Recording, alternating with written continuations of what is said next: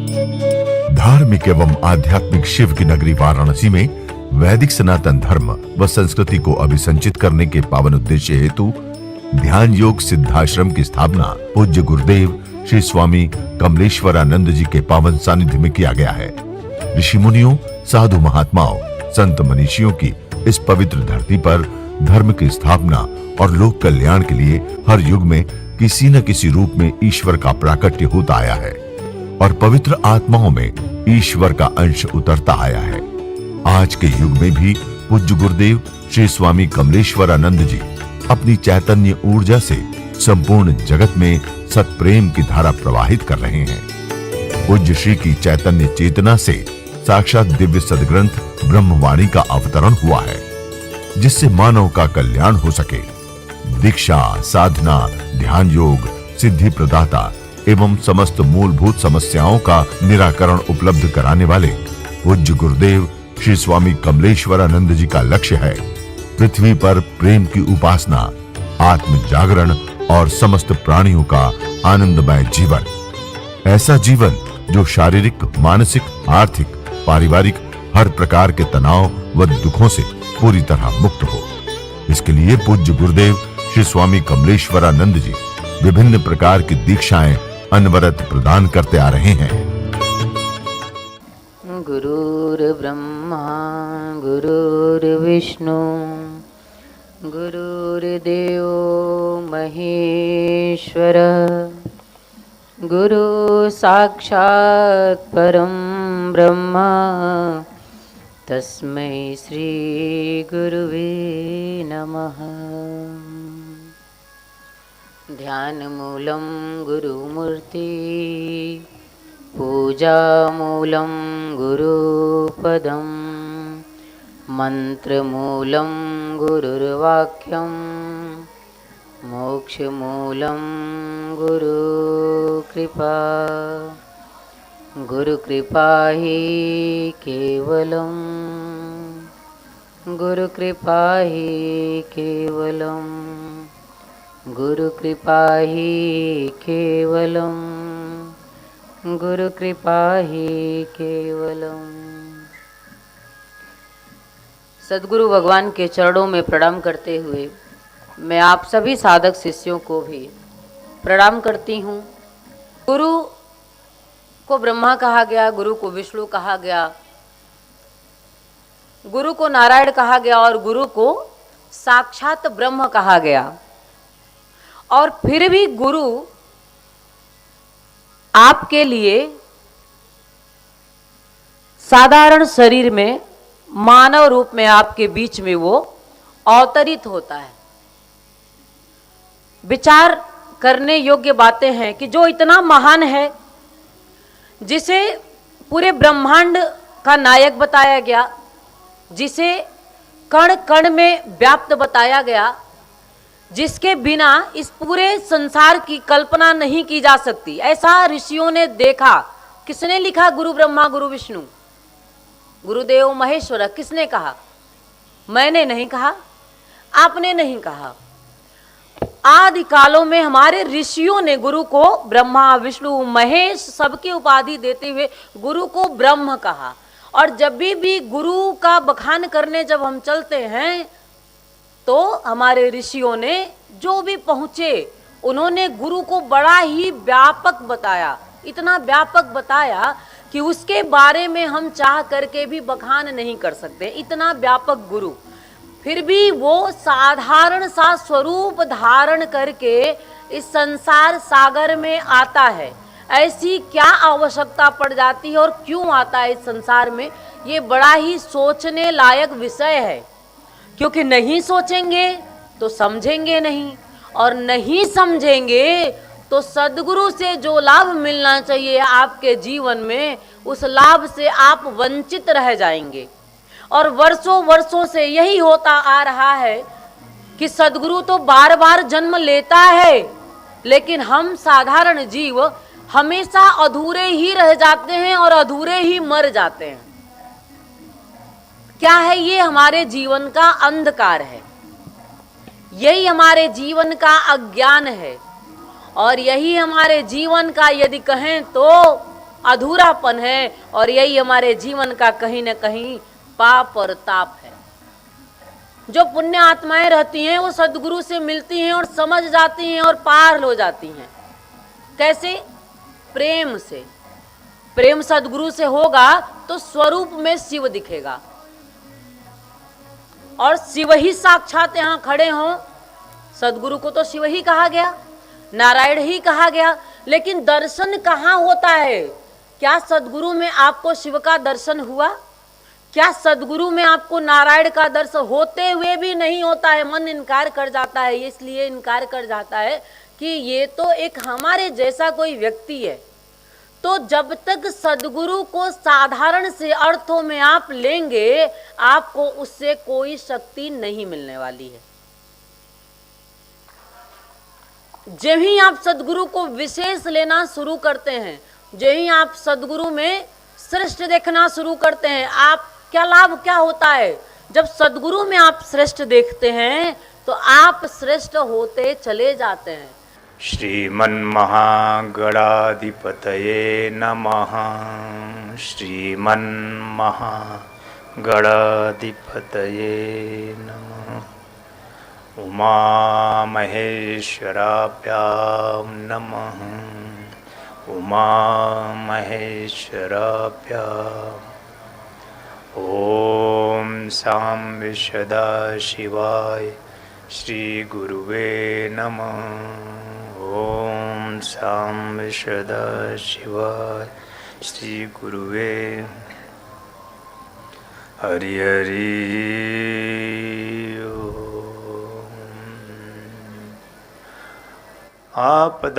आपदामपहर्तारं दातारं सर्वसम्पदां लोकाभिरामं श्रीरामं भूयो भूयो नमाम्यहम्। कर्पूरगौरं करुणावतारं संसारसारं भुजगेन्द्रहारं सदा वसन्तं हृदयारविन्दे भवं भवानी सहितं नमामि। भवं भवानी सहितं नमामि। हरि हरि ओम।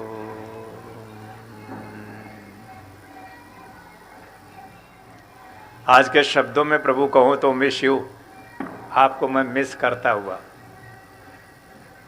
आपका कमल प्रेम की वाणी ही ऐसी है कि वो प्रणाम भी नहीं करने देता है।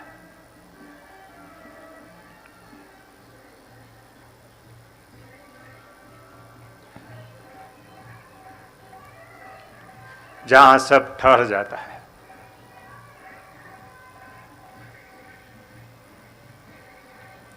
जहां न जन्म का और जहां न मृत्यु का कोई भय नहीं, कोई दुख नहीं है, कोई दारुण्य नहीं।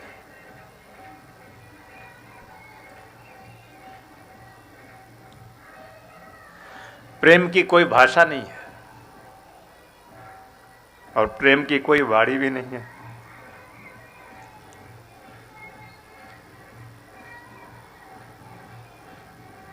शिष्य को कहाँ होना चाहिए? शिष्य को कहाँ होना चाहिए?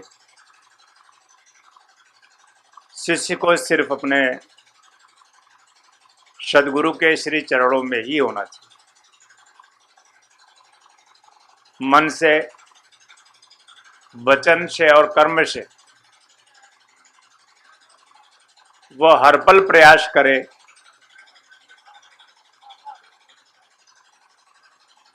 हर पल मन से प्रार्थना करे कि गुरुदेव ऐसे सौभाग्य के क्षण निर्मित हो कि मैं आपके श्री चरणों में बैठ सकूं।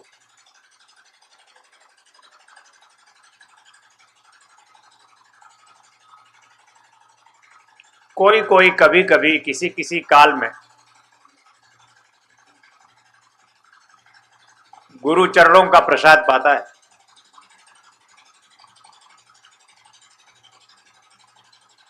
और जब जब भी पाया है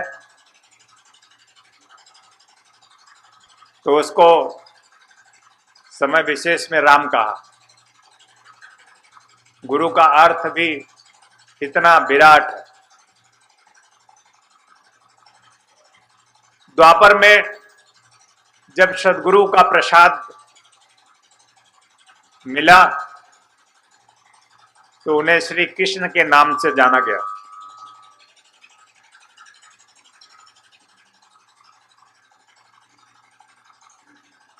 ऐसे समय विशेष में भक्त भगवान का ये खेल निरंतर गतिशील है।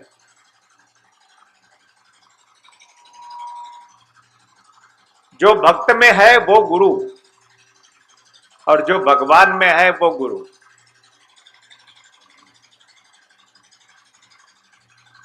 भक्त में वही एक सद्गुरु भक्ति करता है और भगवान में भी वही एक सद्गुरु इस संसार सागर में खेल करता है। माना कि बहुत शोर शराबा है, बाहर तो शोर है ही। ये तो शिष्य की भावना होनी चाहिए कि वो कितनी अच्छी व्यवस्था ज्ञान लेने के लिए प्रयास करे।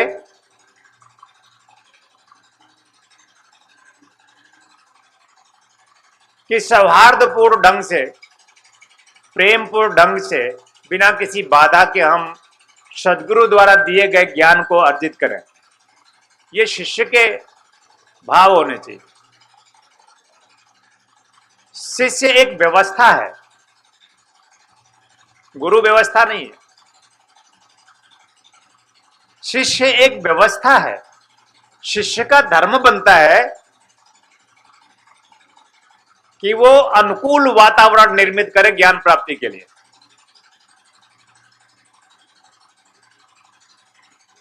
पर बहुत कम भावना ऐसी दिखती है कि शिष्य के मन में कि हम चलकर व्यवस्था निर्मित करें, हम चल के वातावरण निर्मित करें। कमलेश्वरानंद के काल में तो स्वयं गुरु ही व्यवस्था निर्मित करता है और शिष्य को बुलाता है कि आप आना। और बहुत प्रयास करने के बाद कुछ चंद शिष्य आकर उस व्यवस्था में, जैसी व्यवस्था होती है, आनंद लेते हैं। उनके मानस में अपना कोई प्रयास नहीं, अपना कोई मनोभाव नहीं, अपना कुछ है ही नहीं।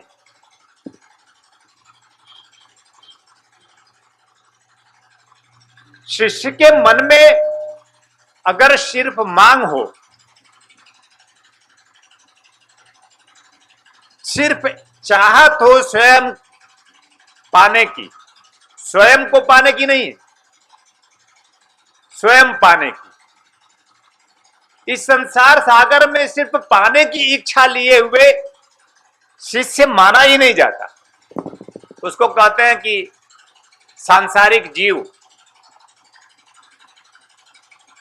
जो सिर्फ पाना चाहता है। उसके लिए समुचित प्रयास और हृदयगत प्रार्थना का अभाव उसमें मिलता है। तो सांसारिक जीव की परिभाषा है जो सुख में सुखी होता है और दुख में दुखी होता है। उसके लिए किसी गुरु की आवश्यकता नहीं। ये सुख दुख इस संसार सागर में व्याप्त ही है। फिर कह रहा हूं, बड़ा शोर है ना, बाहर ही नहीं भीतर भी शोर है। बाहर का शोर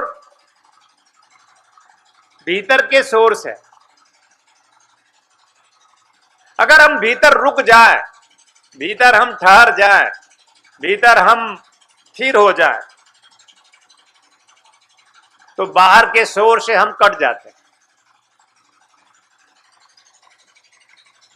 लेकिन मैंने कहा कि इस संसार सागर में ज्ञान को समुचित समुज्जलता के साथ प्राप्त करने के लिए शिष्य का धर्म बनता है। अगर शिष्य होगा तो धर्म बनेगा, शिष्य नहीं है तो धर्म नहीं बनता। शिष्य है तो धर्म है, धर्म एक ही है।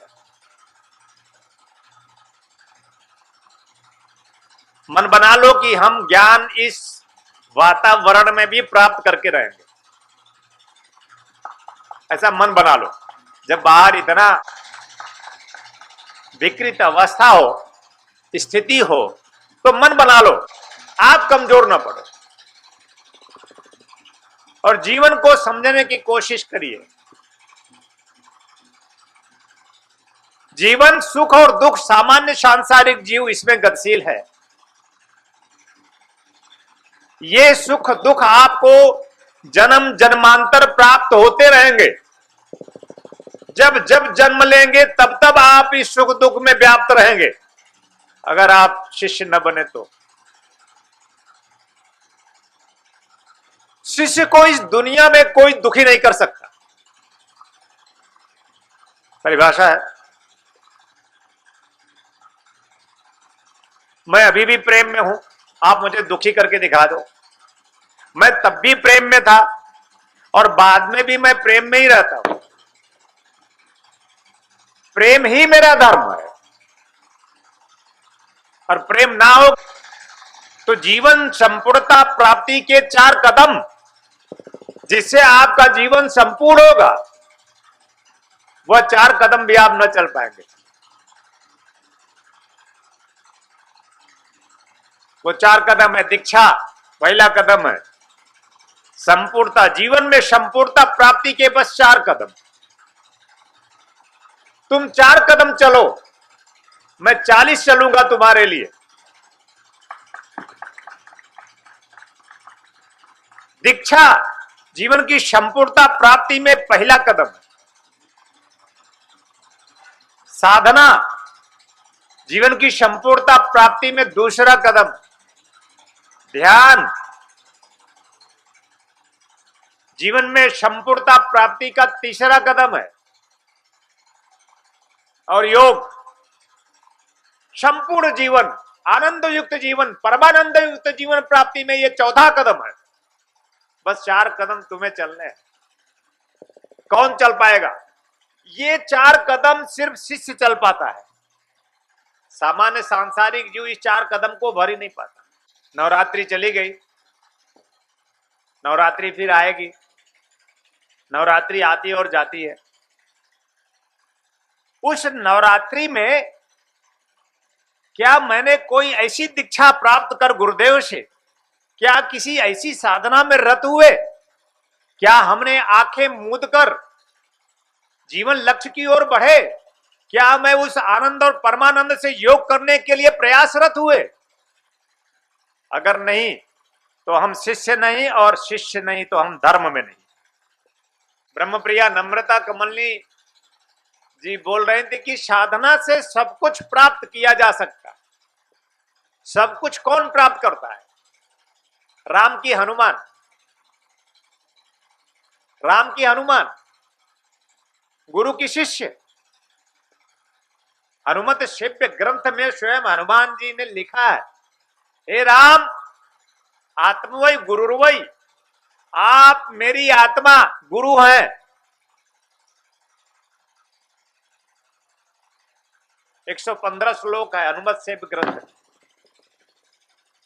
उसमें सिर्फ बताया कि हम कैसे अपने एक शिष्य बन सकते हैं, कैसे हम शिष्य बनकर शिखर की चेतना पर पहुंच सकते हैं। गौरी शंकर पर, गौरी शंकर की एक चेतना है, कैसे हम कैलाश पर जा सकते हैं, जहां पर साक्षात सदाशिव शिवा के साथ विराजमान। कैलाश बाहर नहीं है, कैलाश भीतर है। जब गुरु और शिष्य द्वय का मिलन होता है तो कैलाश निर्मित होने लगता है।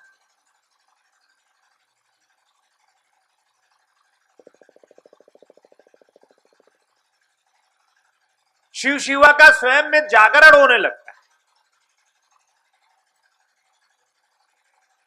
सदगुरु शिव शिवा स्वरूप है।